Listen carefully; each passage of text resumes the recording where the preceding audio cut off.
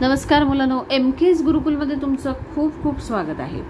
आज आपण अजून एक पुस्तक घेऊन आलोय आणि त्याचं नाव आहे मराठी बालभारती व्याकरण व भाषा अभ्यास। या आधीच्या व्हिडिओमध्ये आपण अजून एका पुस्तकाचा रिव्ह्यू केला होता आणि त्याचं नाव आहे मराठी व्याकरण व लेखन। हे जीवनदीप पब्लिकेशनचं बुक आहे आणि हे इयत्ता 5वीचंच आहे। त्याचा रिव्ह्यू मी केलेला होता। So for your reference I am giving the link for the review of this book in the description box।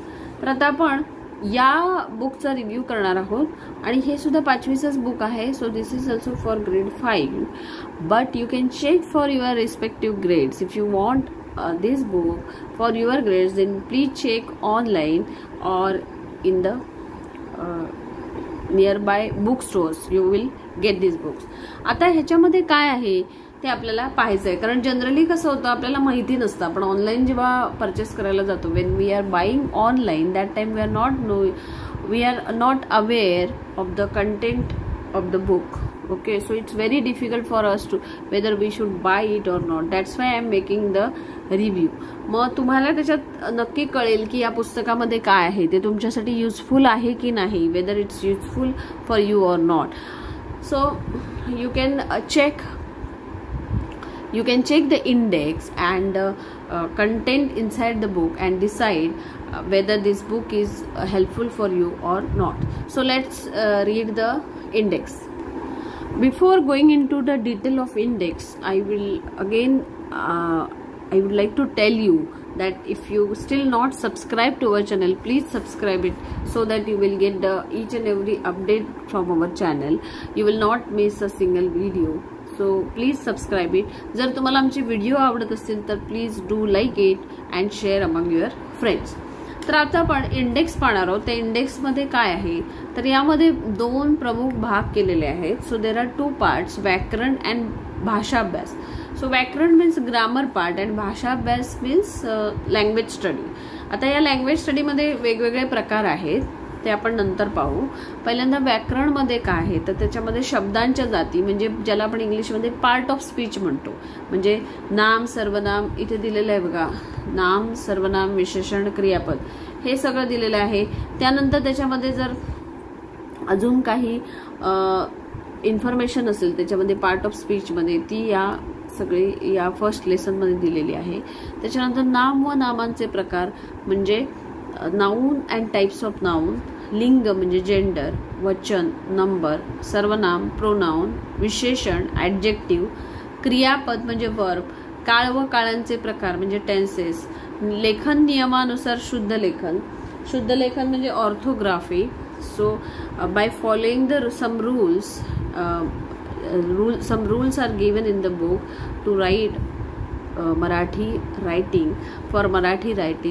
Then विराम चिन्हे म्हणजे पंक्च्युएशन, असे हे एवढे पार्ट्स येतात यामध्ये व्याकरणामध्ये। आणि यामध्ये आपण पुस्तकामध्ये बघणार आहोत की त्यांनी कशा पद्धतीने एक प्रत्येक लेसन घेतलेला आहे। त्याच्यानंतर भाषा अभ्यास जो आहे म्हणजे लँग्वेज स्टडी, याच्यामध्ये काय काय आहे ते आपण पाहूया।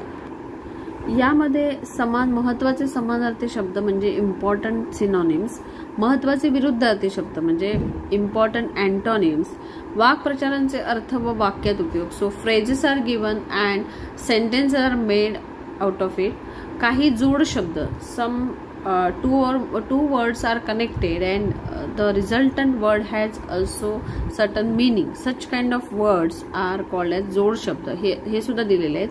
एकाच शब्दाचे 2 अर्थ, so one word is there which is having 2 different meaning, असे काही शब्द दिलेले आहेत।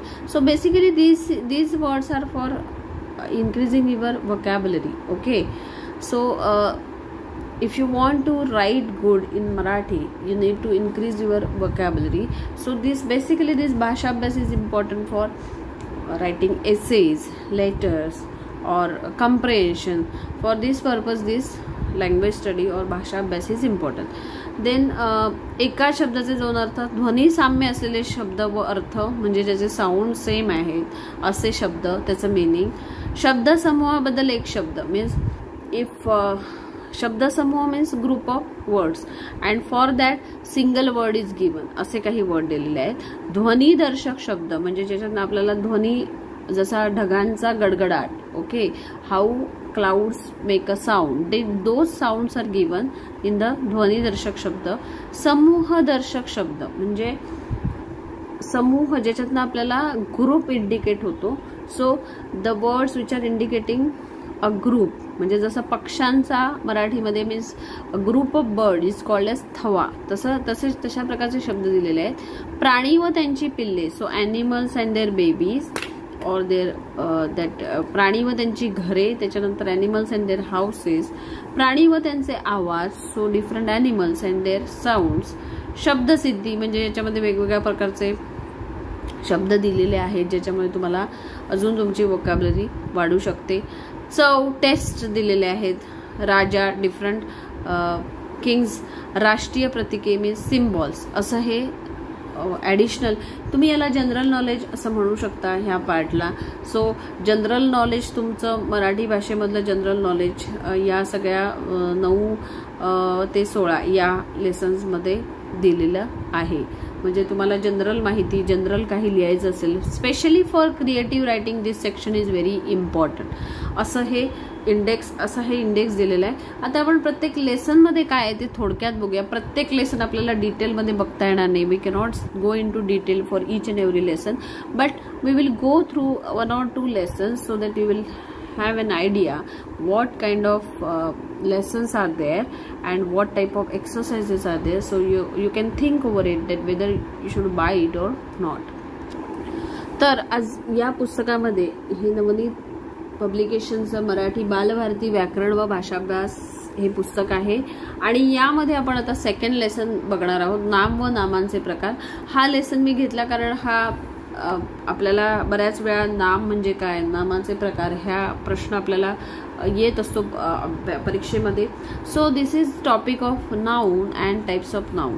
यामध्ये त्यांनी खूप सारी उदाहरणं दिलेली आहेत, अंडरलाईन केलेलं आहे आणि त्यांनी इंडिकेट केलेलं आहे की ही सगळी जी नावं आहेत त्याच्यामध्ये पक्ष्यांची, फुलांची, फळांची, भाज्यांची, मुलांची, मुलींची, नद्यांची, वस्तूंची अशी वेगवेगळी नावं दिलेली आहेत आणि त्यांनी नाम हा कन्सेप्ट जो आहे तो आपल्याला एक्सप्लेन केलेला आहे. So they have explain very well with the different examples of nouns and they have also given the different types of nouns.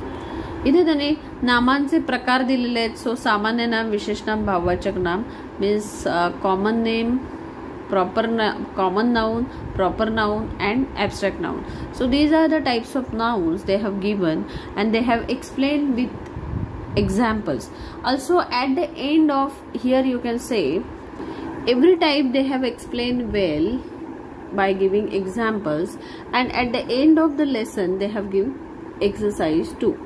See here they have given lot of fill in the blanks also, then other questions also. Here they have given the different types of nouns and they are asking to differentiate them as a सामान्य नाम, विशेष नाम and भाववाचक नाम. So अशा टाईपची exercise दिलेली आहे या प्रत्येक लेसन नंतर. आणि विशेष म्हणजे याची उत्तरं पण दिलेली आहेत. At the end of the book there are answers for all this questions. तर तुम्ही इमॅजिन करू शकता की कशा टाईपचं हे बुक आहे. आता आपण अजून 1-2 चॅप्टर बघूया ज्याच्यामध्ये काय दिलेलं आहे. आता हा चॅप्टर आहे विशेषण म्हणजे ॲडजेक्टिव्ह. यामध्ये सुद्धा त्यांनी खूप सारी उदाहरणं दिलेली आहेत. विशेषण म्हणजे काय ते एक्सप्लेन केलेलं आहे. त्यानंतर गुणविशेषण, संख्या विशेषण हे सुद्धा आणि सार्वनामिक विशेषण हे प्रकार दिलेले आहेत. So these are the different types of adjectives which are explain very nicely and similarly in the chart below they have given the enough examples of all these 3 types. You can see this chart where they have explained guna visheshan, they have given the examples of guna visheshan, sankhya visheshan and sarvanamik visheshan. So your concept will get clear if you are reading this kind of examples. Similarly काळ व काळांचे प्रकार म्हणजे tense आणि types of tenses दिलेले आहेत. त्याच्यामध्ये वर्तमान काळ, भूतकाळ आणि भविष्यकाळ हे टाइप्स दिलेले आहेत आणि प्रत्येक काळाची उदाहरणं दिलेली आहेत. So there are different examples of each and every tense is given in this book and along with this lot of exercise is there so that you can solve it yourself. So this will build your self confidence and you can check your answers at the end of the book. Then viram chinne lesson is there, that is the punctuation. In these different types of punctuations are given, and when to use these punctuations are clearly explained. Purna viram म्हणजे full stop, question mark, then comma, all these things they have explained well with examples. So this is a very good book if you want to improve your grammar. Now second part जो आहे तो भाषाभ्यास आहे. त्याच्यामध्ये खूप सारे समानार्थी शब्द त्यांनी दिलेले आहेत, सिनोनिम्स दिलेले आहेत. So there are lot of synonyms in the second part, that is भाषाभ्यास म्हणजे language study. Similarly antonyms are also given in this book. For so many words they have given the antonyms which are commonly used in your exams or in your textbook. This kind of words are given. See, these are different phrases, okay? Almost 60-70 phrases they have given in their book, and they have given the meaning as well as sentences are also written along with the phrases. So this, especially this chapter will help you in how to write a sentence by using the meaning of a phrase. See, these are ध्वनिदर्शक शब्द. ध्वनिदर्शक शब्द म्हणजे ज्याच्यातनं sound indicate होतो, the words which are indicating sound. For example ढगांचा काय म्हणतो आपण, क्लाउड्सचा sound असतो त्याला गडगडाट, किंवा घंटा म्हणजे बेल, बेलला काय म्हणतात, गणगणाट. So different sound words they have given here. समूहदर्शक शब्द म्हणजे अनेक गोष्टींचा समूह असेल, ग्रुप असेल, म्हणजे पक्ष्यांचा थवा, भाजीची जुडी means lot of vegetables, that especially that green vegetables are there, we can call it as a judi. पुस्तकांचा गठ्ठा असे शब्द दिलेले आहेत. So these are also very useful in solving the comprehension and all. So basically this book is very good for specially that state board students which are there are various parts of writing in their exam. So this book is very good to increase their vocabulary. They can read different words so that it will be helpful from them while writing essays or solving the comprehension. This type of book is very important.